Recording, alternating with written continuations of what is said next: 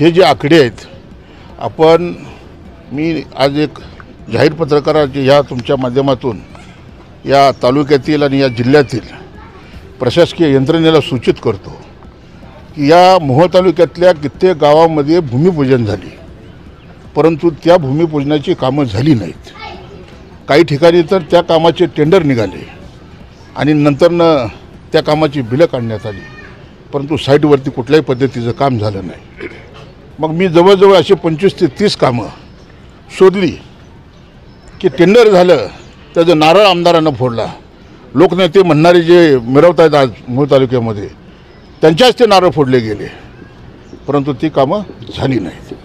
म्हणजे जनतेच्या डोळ्यामध्ये धूळ फेकण्याचं काम या तालुक्यातल्या लोकनेत्यानं आणि या विद्यमान आमदारानं केलं। आता कसं आहे की आयुष्यामध्ये आपल्याला जर खरंच लोकांसाठी काम करायचं असेल तर मग तन मन धन हे झुकून देऊन काम केलं तर यश हे नक्की मिळतं।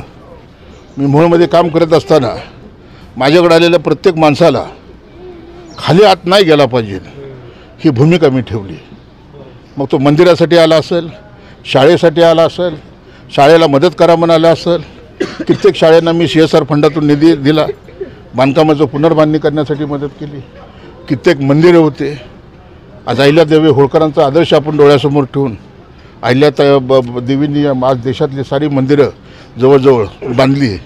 आपण एका तालुक्यामधली अशी पडझड झालेल्या मंदिराला अर्थसहाय्य करून त्या गावाचं गावपण कसं टिकलं पाहिजे, लोकांच्या भावना जपल्या पाहिजेत, अशा पद्धतीने कित्येक मंदिराला मदत केली। कित्येक शेतकरी माझ्याकडे आले। 75 वर्ष या देशाला स्वातंत्र्य मिळालं, या महाराष्ट्रामध्ये स्वातंत्र्य, आणि या मोहोळ तालुक्यामध्ये 50 वर्ष यांच्या हातात सत्ता आहे, परंतु सर्वसामान्य माणसाला रस्ता देऊ शकले नाही। आणि मी अत्यंत तुम्हाला सांगतो, मोहोळमध्ये काम करत असताना मी मोहोळच्या विकासासाठी महाराष्ट्राचे मुख्यमंत्री आदरणीय एकनाथजी शिंदे साहेब यांनी मला 25 कोटी रुपयाचा निधी हा रस्त्यासाठी दिला।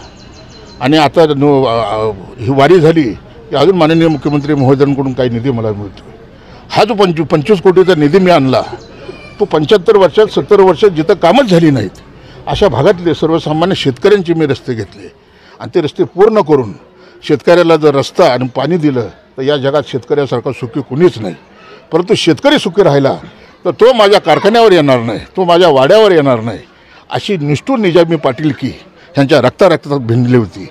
म्हणून शेतकऱ्याला रस्ता द्यायचा नाही, शेतकऱ्याला पाणी द्यायचं नाही, त्याला गुलाम बनवायचं, अशा पद्धतीची तानाशाही, दादागिरी, दडपशाही या तालुक्यामध्ये झाली। आणि या तालुक्यातली सत्ता लोकसभेच्या निवडणुकीत आम जनतेने 65,000 ह्यांचा पराभव करून तो संकेत दिलेला आहे। तो एक ट्रेलर होता लोकसभेचा, अभी पिक्चर विधानसभे में बाकी है। आता त्यांनी त्यांचा उमेदवार डिक्लेअर केलेला आहे। राजू खरे पहिल्या दिवशी फॉर्म भरून मैदानात असेल।